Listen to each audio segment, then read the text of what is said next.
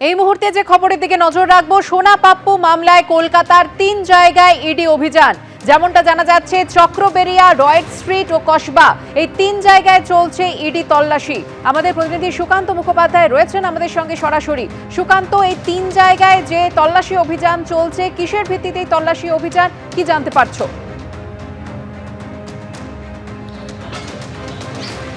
দেখো, সোনা পাপ্পুর মামলাতে আজকে 3টি জায়গাতে ইডির তরফে অভিযান চালানো হচ্ছে। আমরা এই মুহূর্তে রয়েছি কসবা ল কলেজের ঠিক পাশে, যা কসবা থানার মধ্যে পড়ছে, এনকে ঘোষাল রোড। সামনে সিআরপিএফ জওয়ান তুমি দেখতে পাচ্ছ। সেই যে সবুজ রঙের যে দোতলা বাড়িটি, এটি কলকাতা পুলিশের এসআই রুহুল আমিন আলী শাহ, যিনি এই মুহূর্তে রিজার্ভ ফোর্সে কর্মরত রয়েছেন, তিনি তার বাড়িতে কিন্তু এই মুহূর্তে অভিযান চালানো হচ্ছে।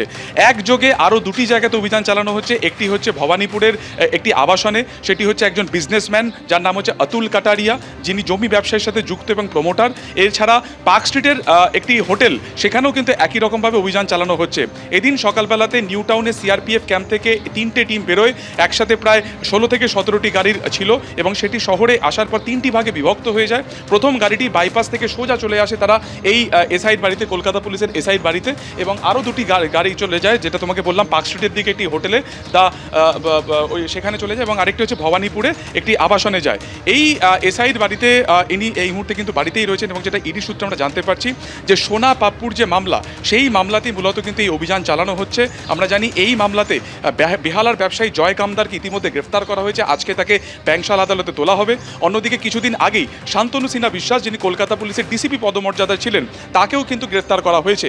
এবং শেষ তাকে যখন আদালতে তোলা হয়, ইডির তরফে চাঞ্চল্যকর যে অভিযোগ করা হয় যে একটা সিন্ডিকেট মূলতই কাজ করতো।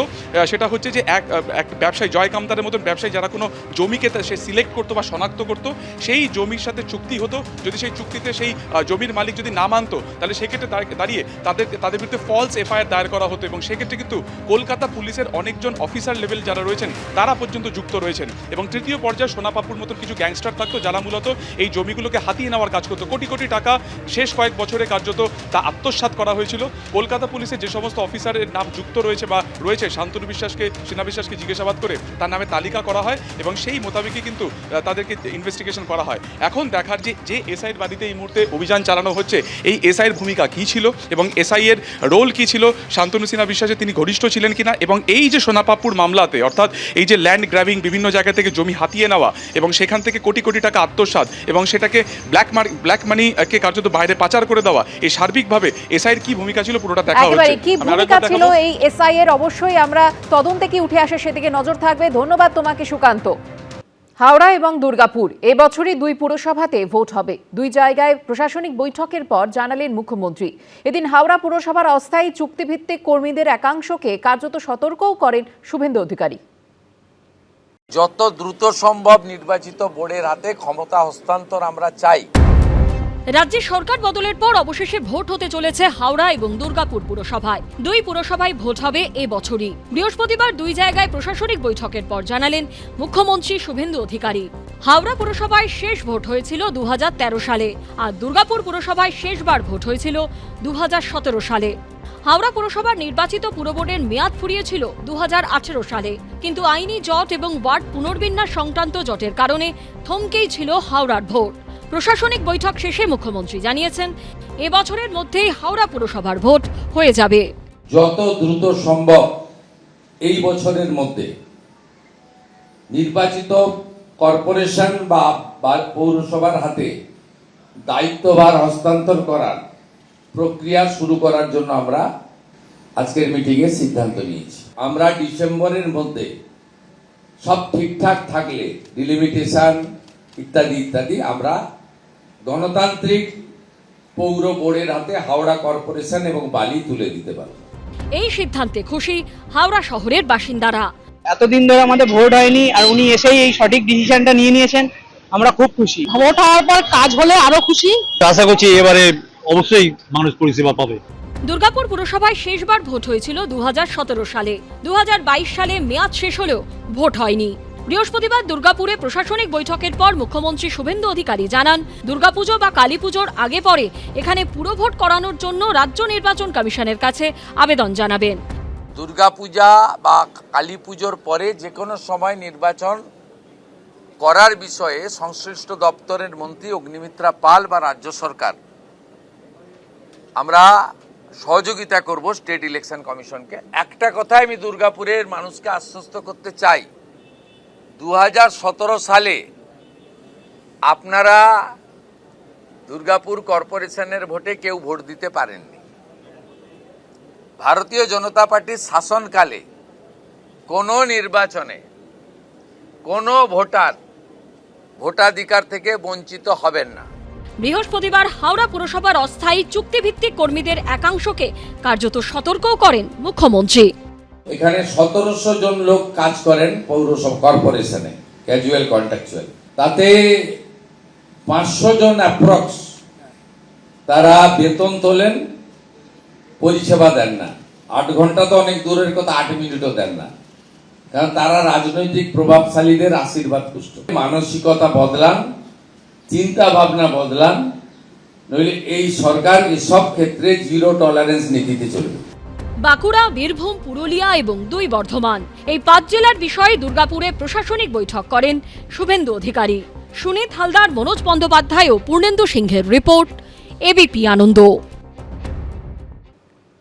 অনুপ্রবেশকারীদের কোর্টে না পাঠিয়ে বাংলাদেশ বর্ডারে বিএসএফ এর কাছে পাঠিয়ে দেওয়া হবে। হাওড়া প্রশাসনিক বৈঠক থেকে অনুপ্রবেশের বিরুদ্ধে কঠোর অবস্থান ফের একবার স্পষ্ট করে দিলেন মুখ্যমন্ত্রী। পাশাপাশি অবৈধ নির্মাণ থেকে পুকুর ভরাট, একাধিক ইস্যুতে কড়া বার্তা দিলেন শুভেন্দু অধিকারী।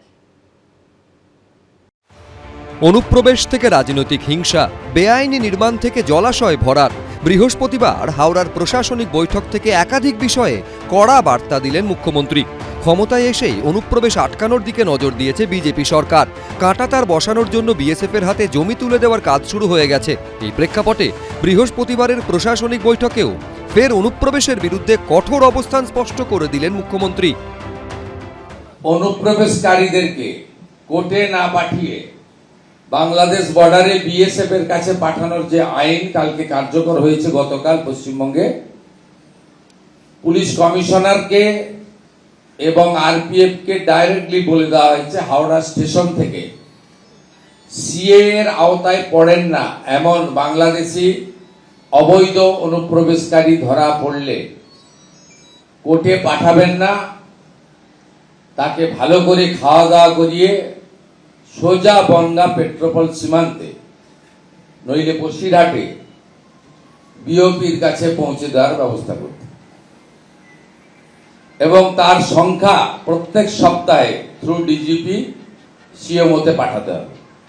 রাজনৈতিক হিংসায় জড়িতদের বিরুদ্ধে পুলিশকে কড়া পদক্ষেপ নিতে নির্দেশ দিয়েছেন মুখ্যমন্ত্রী। রাজনৈতিক হিংসা এবং অন্যান্য আইন শৃঙ্খলা জনিত যা যা ঘটনা বিগত কয়েক বছরে ঘটেছে, ইনক্লুডিং মহিলাদের উপর অত্যাচার, পুলিশকে পরিষ্কার বলা হয়েছে নতুন করে এফআইআর করতে, এফআইআর নিতে, অ্যাকশন নিতে। বিজেপি সরকার ক্ষমতায় আসার পরই বেআইনি নির্মাণ ভাঙতে পথে নেমেছে বুলডোজার।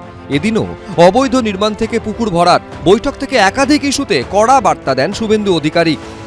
বিগত দিনে অবৈধ যে সমস্ত বিল্ডিং এখানে তৈরি হয়েছে তার ফ্যাক্ট ফাইন্ডিং অনুসন্ধানকারী টিম তৈরি করে যতগুলো জলাশয় বুঝিয়ে দেওয়া হয়েছে তার বিকল্প জলাশয় তৈরি করার পরিকল্পনা থেকে শুরু করে আমাদের অন্যান্য যে সমস্ত নীতি বিরোধী দুর্নীতি সম্পর্কিত যে সমস্ত কাজ করেছেন কিছু বিল্ডার্সরা, সেই বিষয়ে আমরা আলোচনা করে তদন্ত করার ব্যবস্থা করেছি।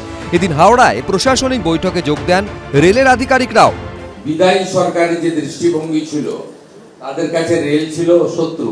আমরা রেলের পাটে কি কি কাজ, আমাদের পাটে কি কি কাজ, এর একটা লিস্ট আমরা করব। জেনারেল ম্যানেজাররা তাদের ইঞ্জিনিয়ারিং সেলকে নিয়ে এসেছিলেন, তাকেও যুক্ত করে দিয়েছে। হাওড়ায় প্রশাসনিক বৈঠকের আগে বৃহস্পতিবার সকালে বেলুড় মঠে যান শুভেন্দু অধিকারী। জিলম করঞ্জাই, সুনীত হালদার, সন্দীপ সমাদ্দার, এবিপি আনন্দ। এবিপি আনন্দ, এগিয়ে থাকে, এগিয়ে রাখে।